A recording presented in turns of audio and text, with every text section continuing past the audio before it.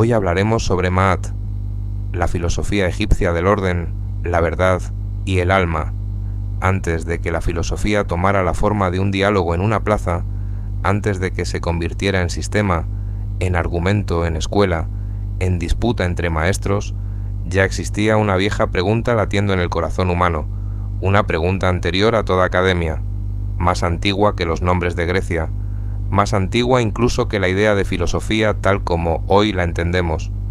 La pregunta era simple y al mismo tiempo inmensa: ¿cómo se sostiene el mundo? ¿Qué evita que todo caiga en el desorden? ¿Qué hace que la vida no sea solamente fuerza contra fuerza, miedo contra miedo, hambre contra hambre? En el antiguo Egipto, esa pregunta no fue respondida con una teoría abstracta en el sentido moderno. No se respondió con un tratado, ni con una definición seca, ni con una cadena de conceptos separados de la experiencia. Se respondió con una imagen, con una intuición, con una presencia, y esa presencia tenía un nombre: Ma'at.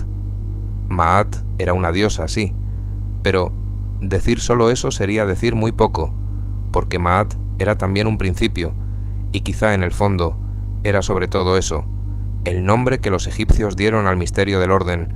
Ma'at era verdad, Ma'at era justicia, Ma'at era equilibrio, Ma'at era rectitud, Ma'at era armonía, Ma'at era la medida justa de las cosas, era la proporción secreta que permitía al cielo permanecer arriba, a la tierra permanecer abajo, al río fluir, al sol regresar, a la palabra conservar su peso, al gobernante no convertirse en tirano y al corazón humano no perderse del todo en la oscuridad. Para nosotros, modernos, acostumbrados a separar las cosas, esto puede resultar extraño. Nosotros dividimos.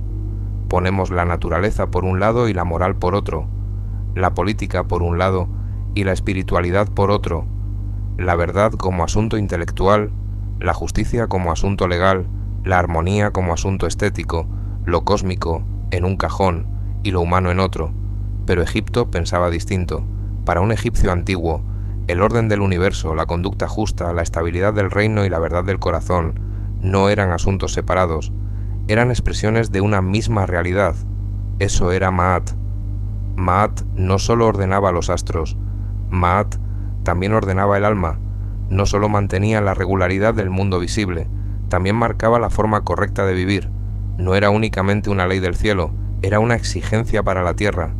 Y aquí comienza su fuerza filosófica, porque cuando una cultura intuye que la verdad, la justicia y el orden forman parte de una misma estructura del ser, esa cultura ya ha empezado a pensar filosóficamente, aunque todavía no use nuestras palabras. Egipto comprendió algo decisivo, que el caos no era solamente un accidente exterior. El caos podía vivir dentro del ser humano, podía entrar en la palabra mentirosa, en la codicia, en la arbitrariedad del poderoso, en el resentimiento, en la violencia, en el olvido de la medida. Había un enemigo del orden, una fuerza contraria, una tendencia a la fractura, porque todo orden es frágil. Eso también lo sabían los egipcios.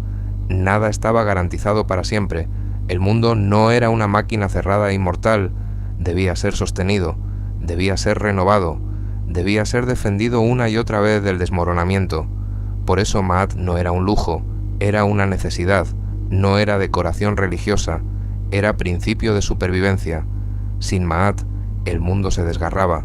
Sin Ma'at, la justicia se convertía en fuerza, la verdad se volvía manipulación, la autoridad se corrompía, la palabra perdía valor, la comunidad se debilitaba, y el alma, sin una medida superior, quedaba a merced de sus impulsos más bajos. Qué visión tan profunda, y qué actual, porque todavía hoy seguimos rodeados por la misma pregunta: ¿qué sostiene una vida? ¿Qué sostiene una sociedad? ¿Qué sostiene una civilización? No basta con el poder, no basta con la riqueza, no basta con la inteligencia técnica, no basta con la mera supervivencia. Hace falta algo que ordene, hace falta una forma justa, una medida interior, una fidelidad al equilibrio. Eso, para Egipto, era Ma'at. Ahora bien, si queremos acercarnos de verdad a este concepto, necesitamos imaginar el mundo antiguo no como un museo inmóvil, sino como una experiencia viva. Pensemos por un momento en el Nilo, Cada año su crecida traía fertilidad, pero también incertidumbre, demasiada agua y la destrucción, muy poca y el hambre. Era necesaria una medida. Pensemos en el sol que parecía morir cada tarde y renacer cada mañana. Pensemos en el desierto que rodeaba la franja fértil, siempre disponible como amenaza. Pensemos en la vida humana, tan expuesta a la enfermedad, la pérdida, la violencia y la muerte. En ese contexto, el orden no se da por hecho, el orden se venera, pero no se venera como algo cómodo, se venera como un milagro frágil. Ma'at no es la paz del que nunca ha conocido el abismo. Ma'at es la paz del que sabe que el abismo existe, pero decide no entregarse a él, y por eso la filosofía egipcia del orden no es ingenua. No dice, todo está bien, no dice, el mundo es naturalmente justo, no dice, basta con contemplar, dice algo más difícil, dice, el orden existe, pero hay que participar en él, dice, la verdad existe, pero hay que servirla, dice, la justicia es real, pero depende también de tus actos, dice, el cosmos está tejido con armonía, pero el ser humano puede colaborar con esa armonía o traicionarla. Y aquí aparece una idea extraordinaria. Vivir bien no es solo comportarse bien, es alinearse con la estructura profunda de la realidad. No se trata solamente de obedecer una regla externa, se trata de no romper el tejido invisible del mundo. Cada mentira, cada abuso, cada injusticia, cada exceso, no es únicamente un error práctico o moral, es una herida en el orden. Cada palabra justa, cada acto medido, cada decisión noble, cada gesto verdadero, es una forma de colaborar con el equilibrio del ser. En cierto modo, para el antiguo Egipto, la ética era cosmología vivida. Lo que haces con tu alma afecta al mundo, lo que haces con tu palabra afecta al orden. Lo que haces con tu corazón no termina en ti. Por eso la verdad tenía un valor tan alto, pero cuidado, verdad aquí no significa únicamente exactitud intelectual, no significa solo decir hechos correctos, no significa ganar una discusión.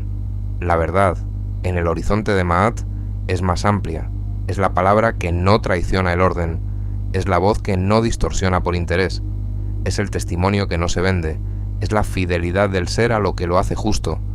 Lo mismo ocurre con la justicia. Para nosotros, justicia suele significar tribunal, norma, castigo, derecho. Para Egipto, la justicia era también eso, pero era más, era equilibrio restaurado, era dar a cada cosa su peso, era impedir que la desmesura de uno arruinara la vida de todos, era sostener la simetría entre el poder y el deber, entre el privilegio y la responsabilidad, entre la acción y su consecuencia. Por eso el faraón, en la concepción tradicional egipcia, no gobernaba legítimamente solo por mandar, gobernaba en la medida en que garantizaba Ma'at. Su función no era imponer un capricho personal, sino custodiar el orden del mundo humano en resonancia con el orden del cosmos.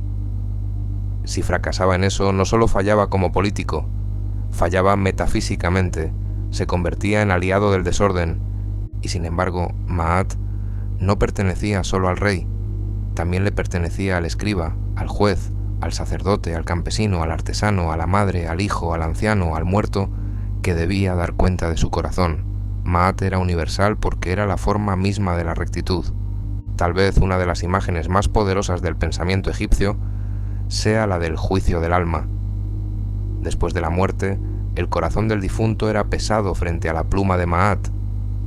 La escena es conocida, pero no siempre comprendida en toda su profundidad. No se trata solo de una fantasía religiosa sobre el más allá, es una imagen filosófica de enorme fuerza. El corazón, centro de la vida interior, no podía mentir. No importaba la apariencia, no importaba el rango, no importaba el prestigio acumulado. Lo decisivo era el peso interior de una vida. Qué imagen tan exacta para pensar la existencia.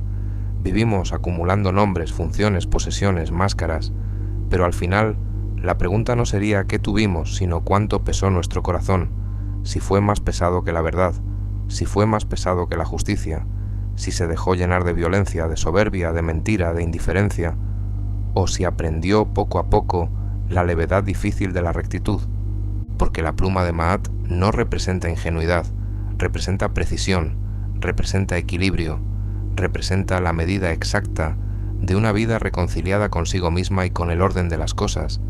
Y aquí Maat se vuelve íntima. Ya no es solo cosmos, ya no es solo política, ya no es solo religión, es conciencia, es examen interior, es la pregunta que uno se hace en la soledad. ¿Estoy viviendo de acuerdo con la verdad de mi corazón o estoy colaborando con el desorden? ¿Mis palabras construyen o deforman? ¿Mi deseo se deja gobernar por la medida o por la voracidad?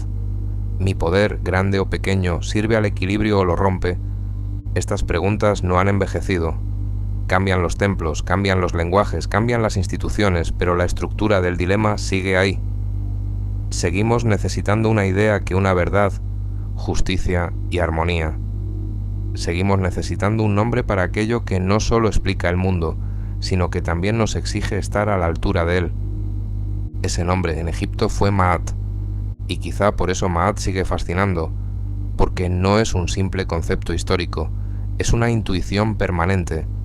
Nos recuerda que la realidad no es solo materia en movimiento, nos recuerda que una vida humana no se agota en sobrevivir, nos recuerda que el orden exterior depende también de una disciplina interior, nos recuerda que la verdad sin justicia puede volverse fría, y que la justicia sin verdad puede volverse ciega.